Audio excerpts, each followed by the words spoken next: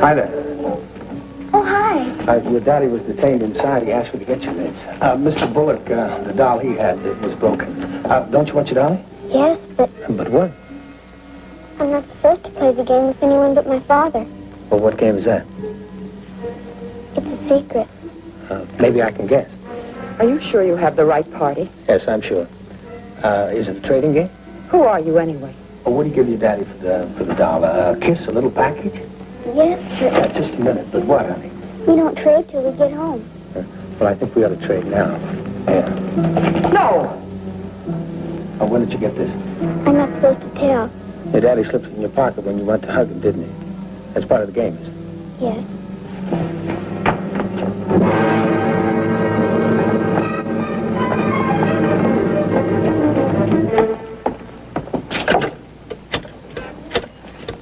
This is Charlie. There's a dame in a nurse's uniform running out to the front entrance. Hold her for questioning. Okay. Well, there you are. Mister, you've just saved the United States government about $10,000 worth of revenue. We saved a great deal more than that. What do you mean? It just can't be explained in terms of money. Come on, I'll help you make the arrest. Well, you can go home to your Aunt Peavy now. I can? Now, don't you want it? Of course, but shouldn't I tell my daddy first? Well, I'll see that he knows. Are you a friend of his? I'm a friend of your mother's. Then you're a friend of mine. Bye. Goodbye. Goodbye, Mr. Diamond. And thank you very much. Come on. And she was back where she belonged. The tough part was that one day she'd find out what kind of a guy her old man was. Well, anyway, she'd know something that few women ever learn. That is to beware of a man bearing costly gifts.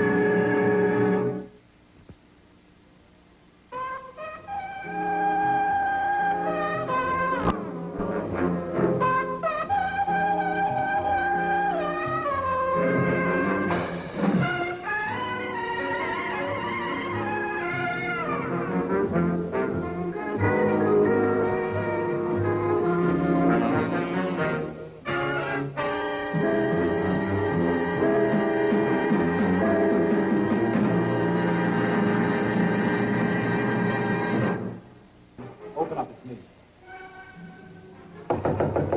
Elaine, please, open up.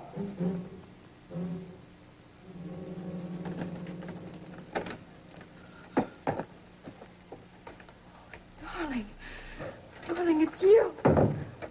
Honey, why did you run away? Why, Elaine? Won't you tell me why? Glenn, please take me with you tomorrow. I can't, honey. Please. Honey, please. We've been through this. I'm going to Miami for just a day. I'm going to be tied up in conference every minute of the time. It won't be any fun for you.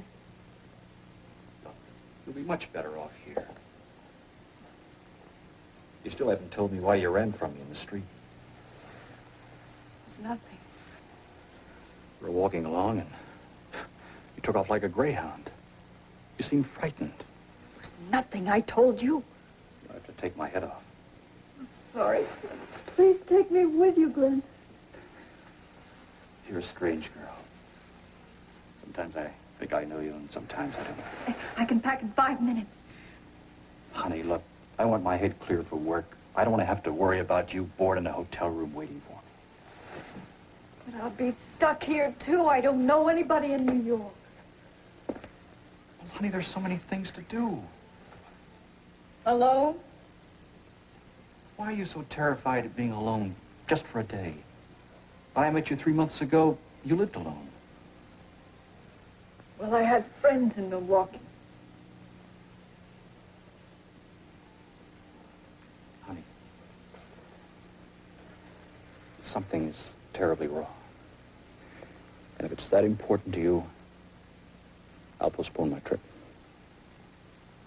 Oh, no. I'm sorry, darling. I was just being feminine and foolish. This is the first time you've had to leave me, and, well, this is a big, unfriendly city. Suppose I get someone to take you out while I'm gone. Who? Well, I'll get a friend. And I promise you, you won't be alone while I'm gone.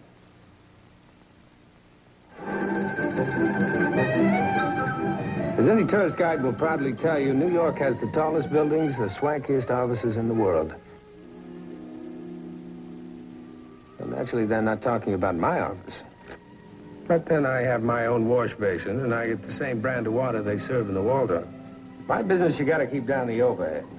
That's why I have no carpet, no waiting room, and no secretary. I debated whether it wouldn't sound more impressive if I let the girl at the phone service get it. But then she never answered before the fourth ring, and it was much too early in the morning to listen to the jangling of a phone bell. Hello? Yeah, it's Richard Diamond. What can I do for you? Well, Mr. Carpenter, I'm pretty busy right now. No, I think I can squeeze you in. Yeah, come right on over. Yeah, talk about weird assignments. Now, this guy Carpenter walks into my office and says, take my wife out tonight. Now, this job looked like a ball. The one thing that was really strange, he asked me to pose as a friend. Who might argue with $100 a day in expenses? Well, what do you think about nightlife? Oh, it's very interesting. There's only one city for me, and this is it. You know what they say, don't you? Every place outside of New York looks like Connecticut. I'm doing all the talking. I'm beginning to hear my own echo. Oh, I'm sorry, Mr. Diamond. I don't talk much. I'm not good company. I'm not complaining. Are you in advertising, too? No, I'm what you might call a counselor in social relations. Well, how long have you known Glenn? Since the war. You're originally from Milwaukee, aren't you? No. That's where you met Glenn, wasn't it? Sort of a whirlwind romance? I'd like to dance. My pleasure.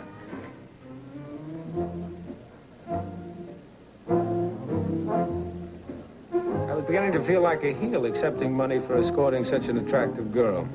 For a moment, the impractical Richard Diamond spoke up in a small, tremulous voice and said, just charge it for the drinks and taxis.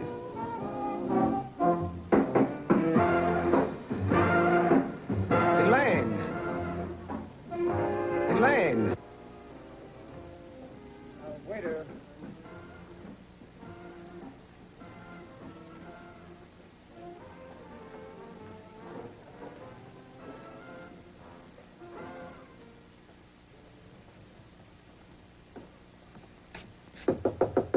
Elaine, this is Diamond. Oh, I'm all right. Really, I had a wonderful evening. Well, now, I promised Glenn I'd look after you. Oh, but you have. It's just that, it's getting late and I'm tired. Now, look, I'll only stay a few minutes, I promise. Scout's on, huh?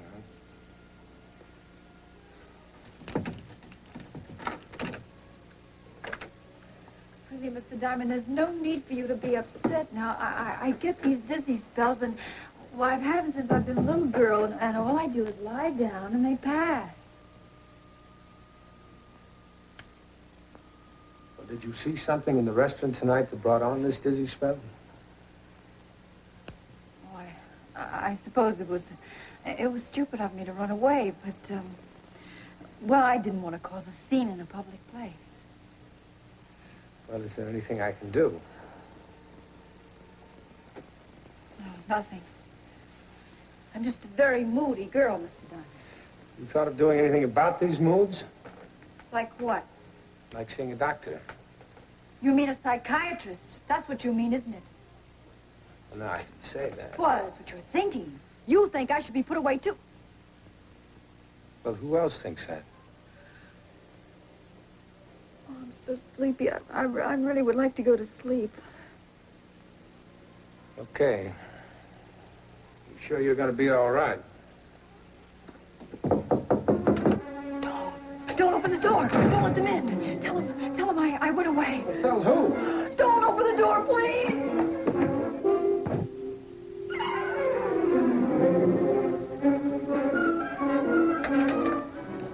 May we come in?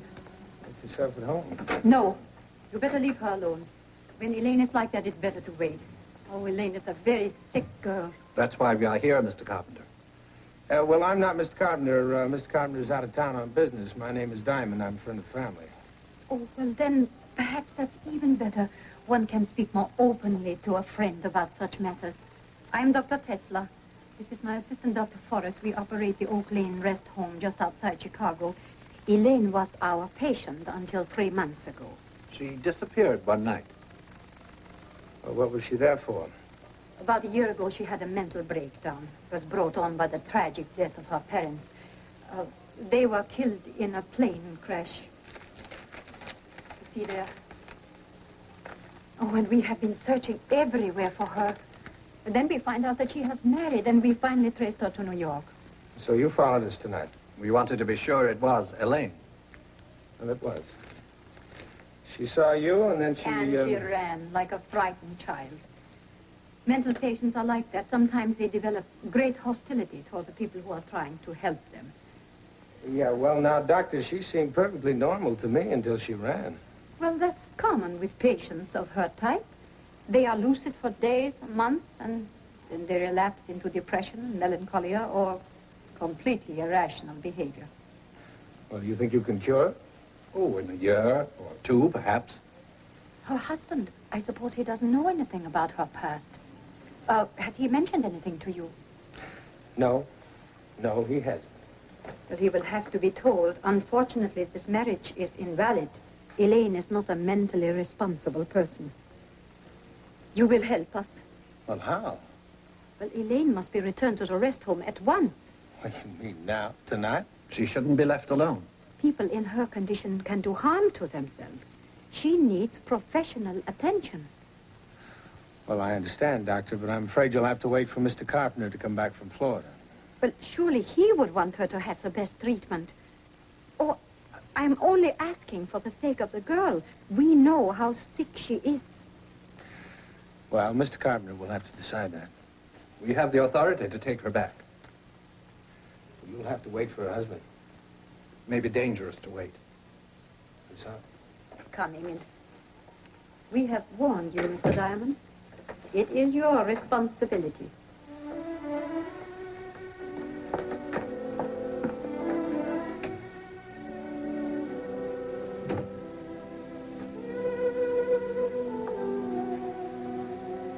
Who were those rude people? Well, they said they were your doctors. Dr. Tesla and a friend. I never heard of them. Well, then why did you hide?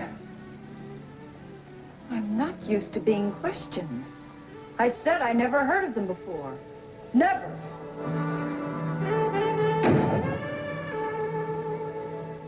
I decided to call Carpenter, tell him what Tesla had said, and hang around until he came home. I didn't want Elaine to know I was calling her husband, so I went downstairs to use the phone in the lobby. Long distance? I'd like to call person to person to Mr. Glenn Carpenter in Miami at the Elgin Hotel.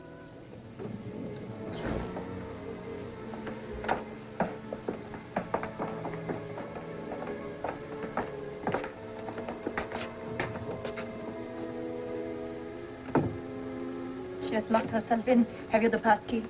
Well, yes, ma'am, but I just can't We give... are Mrs. Carpenter's doctor. She is very ill. She might do violence to herself. Do you want to be held responsible? Well, no, ma'am, but I just can't give... Perhaps this will help you decide. You're the doctors.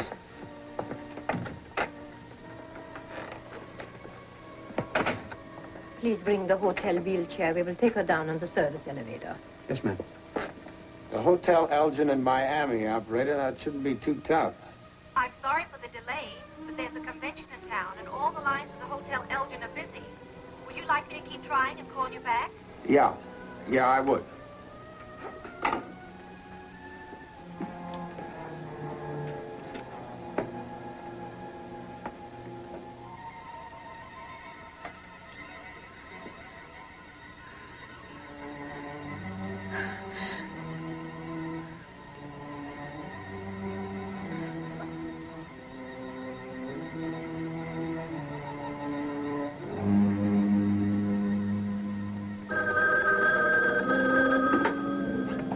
Hello?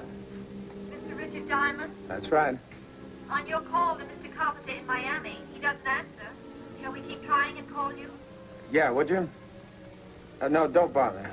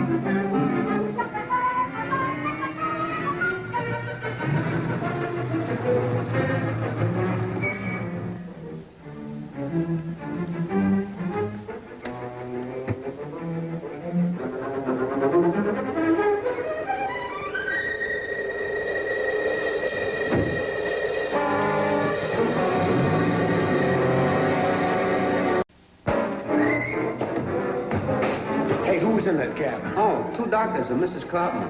Boy, she was out like a light. Yeah, well, where are they going? LaGuardia Airport, I guess. They said something about Chicago. Hey, LaGuardia, huh?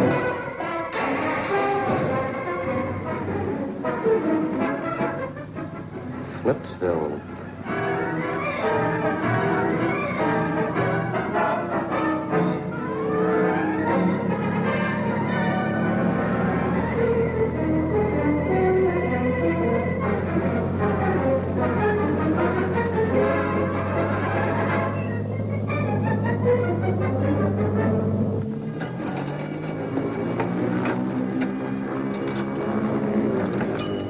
Well, I knew they were headed for Chicago. What I didn't know was whether there really was an Oak Lane rest home. Hello, I'd like the phone number of the Oak Lane rest home in Chicago, please. Just a moment, sir. I'll have to check it with Chicago information.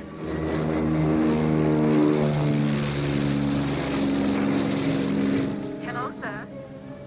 The number is Whitehall 48598. Would you like me to place the call now? No, thanks, operator. Gotta catch a plane. Bye. By the time you read a magazine and you've managed to get the pretty stewardess's telephone number, they lower the flaps and the plane is banking off Lake Michigan headed for Cicero and 63rd Street. Chicago's a big town, but Dr. Tesla had given me her card, the Oak Lane rest home. And since I had no other lead, I decided to check it out. Wait for me. It's an incredible story, Mr. Diamond. Fantastic and incredible. It's true Elaine Woodard has been a patient here for over a year, but all that time she hasn't been out of her room except for therapy. As for her getting married and moving to New York, that's absurd. afraid you've been the victim of a hoax, Mr. Diamond. Well, the idea had crossed my mind, Dr. Norton. You say the names Tesla and Forrest mean nothing to you at all? Absolutely nothing. But Elaine's parents were killed in the plane crash, and she did suffer a nervous breakdown. That's the only part of the story that is true. Oh, here we are.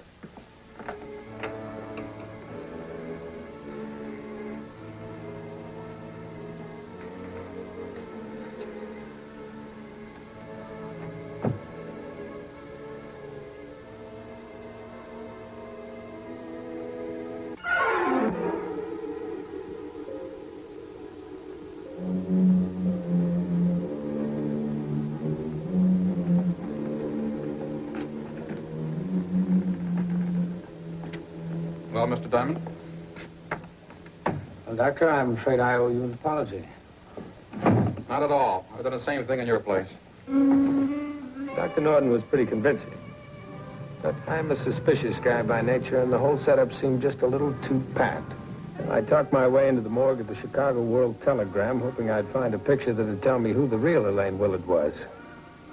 And there she was, with a smile on her face that hadn't been there since she'd first met a charming pair by the name of Tesla and Forrest.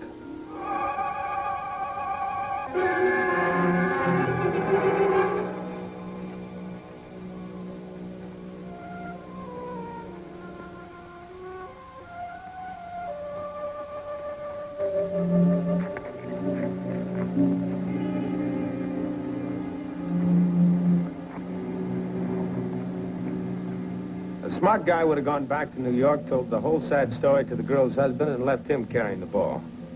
I wasn't smart, I was sore.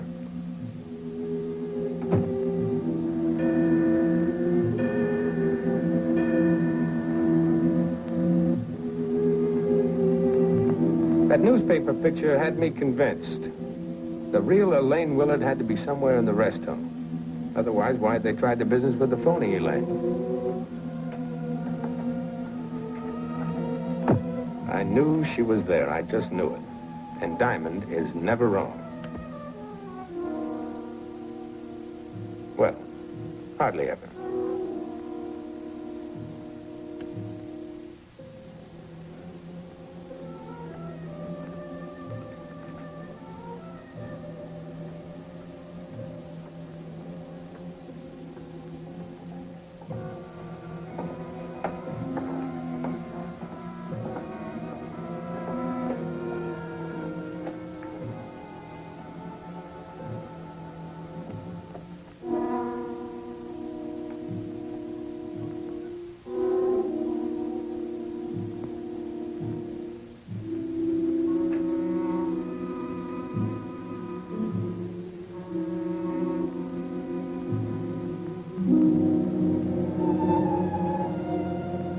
Elaine's injection, isn't it? I'll see to it. Is there anyone else? No, that's the lot.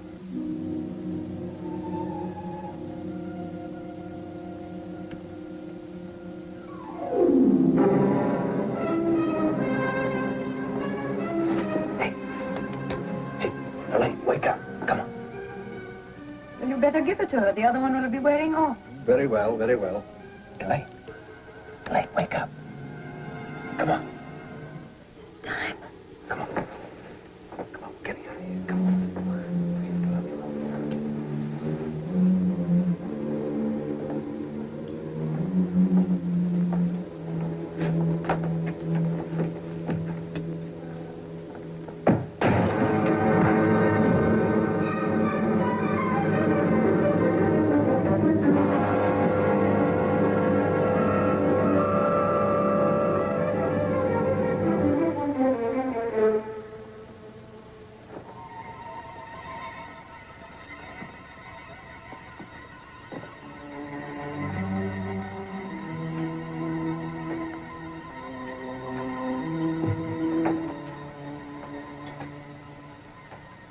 They tried to pass her off as you. Who is she?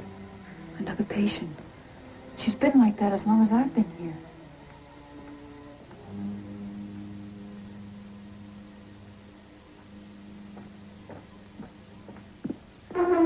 Dr. Forrest! Mr. Willard! Mr. Willard! Mr. Willard, come quickly.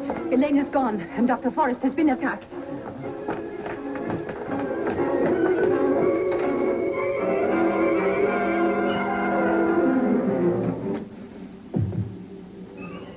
thought his name was Dr. Norton. It's John Willard's my uncle. What's he doing here? Well, give me one guess. He's the executor of your parents' estate, right? Now, listen to me. This is important. Can you make it alone for a few minutes? I guess so. There's a phone across the hall. You go over there and phone the police. You understand? I'm going to pay our neighbors a visit. Come on.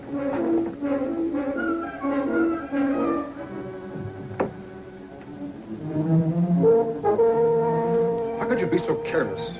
If you wanted hoodlums, why didn't you hire them? I didn't see anything till the door opened. Oh, be quiet. I pay you enough to handle things properly. Well, now you won't have to pay any more, Mr. Willard. Is this your usual practice to slug doctors while they work? Oh, come on, Willard. I'm way ahead of you. Now, Mr. Diamond, this is a family matter, private. So I gathered. But what were you going to do? Keep Elaine here until she really got sick? Then you'd commit her for life, and as her guardian, you'd live off the fat of the estate, huh? I don't know anything about an estate. He hired us to take care of Elaine. We run a respectable place. We are licensed. For kidnapping? He brought her. She was sick. I bet. That's right, Mr. Diamond. I was sick. I did have a nervous breakdown after my parents' death, but I recovered. And now I see that you're still trying to convince me that I'm sick. The only thing the matter with me is that I'm tired. Well, that's all right, honey. You'll get a rest. You just stick with me. And this group, they're going to get a long rest, too. In another kind of rest, huh? Now, stop worrying. He's going to be here in a minute. Well, you don't know how glad I am it's over. This past year has been like a bad dream. You'll have to go to Chicago and testify against those three when the trial comes up. You know, I think you ought to tell Glenn all about it. You don't know how many times I wanted to tell him. And I know it's foolish to be ashamed, but I just couldn't bring myself to tell him I'd had a nervous breakdown. I was afraid I'd lose him. Well, honey. Whoa, I've only been away 24 hours. Hi. Welcome home. You two have fun? Yeah, it was very interesting. By the way, here's my bill. Well, that's all right. She knows all about me. Plane fare to Chicago. Return trip for two. Hey, what is this, a gag?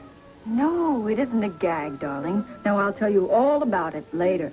So long, friend. And, anytime you want to leave her in my care, it'd be a pleasure. See ya.